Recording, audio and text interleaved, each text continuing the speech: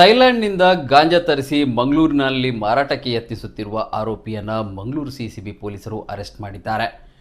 ಬಂಧಿತನಿಂದ 30 ಲಕ್ಷ ರೂಪಾಯಿ ಮೌಲ್ಯದ ಹೈಡ್ರೋವೀಡ್ ಗಾಂಜಾ, 2.5 ಕೆಜಿ ಗಾಂಜಾ ಹಾಗೂ ಇತರ ಸ್ವತ್ತುಗಳನ್ನು ವಶಪಡಿಸಿಕೊಳ್ಳಲಾಗಿದೆ.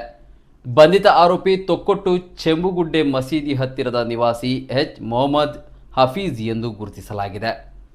ಖಚಿತ ಮಾಹಿತಿ ಮೇರೆಗೆ ಮಂಗಳೂರು ಸಿಸಿಬಿ ಪೊಲೀಸರು ನಗರದ ಕುದ್ರೋಳಿ ಪರಿಸರದಲ್ಲಿ ಹೈಡ್ರೋವೀಡ್ ಗಾಂಜಾ ಮತ್ತು ಗಾಂಜಾವನ್ನು ಸಾರ್ವಜನಿಕರು ಹಾಗೂ ವಿದ್ಯಾರ್ಥಿಗಳಿಗೆ ಮಾರಾಟ ಮಾಡುತ್ತಿದ್ದ ಆರೋಪಿಗಳನ್ನು ಬಂಧಿಸಿದ್ದಾರೆ. ಈತನ ವಶದಲ್ಲಿ 30 ಲಕ್ಷ ರೂಪಾಯಿ ಮೌಲ್ಯದ 300 ಗ್ರಾಂ ಹೈಡ್ರೋವೀಡ್ ಗಾಂಜಾ ಹಾಗೂ 75,000 ರೂಪಾಯಿ ಮೌಲ್ಯದ 2.5 ಕೆಜಿ ಗಾಂಜಾ, ಮೊಬೈಲ್ ಫೋನ್, ಡಿಜಿಟಲ್ ತೂಕ ಮಾಪಕವನ್ನು ವಶಪಡಿಸಿಕೊಳ್ಳಲಾಗಿದೆ. ಆರೋಪಿಯಿಂದ ಅಂದಾಜು 30,85,500 ರೂಪಾಯಿ ಮೌಲ್ಯದ ಸ್ವತ್ತುಗಳನ್ನು ವಶಪಡಿಸಿಕೊಳ್ಳಲಾಗಿದೆ. ಮಂಗಳೂರು ಉತ್ತರ ಪೊಲೀಸ್ ಠಾಣೆಯಲ್ಲಿ ಪ್ರಕರಣ ದಾಖಲಾಗಿದೆ. ಈ ಹೈಡ್ರೋವೀಡ್ ಗಾಂಜಾವನ್ನು ಥೈಲ್ಯಾಂಡ್ನಿಂದ ತಂದಿರುವ ಬಗ್ಗೆ ಪ್ರಾಥಮಿಕ ತನಿಖೆಯಿಂದ ತಿಳಿದುಬಂದಿದೆ.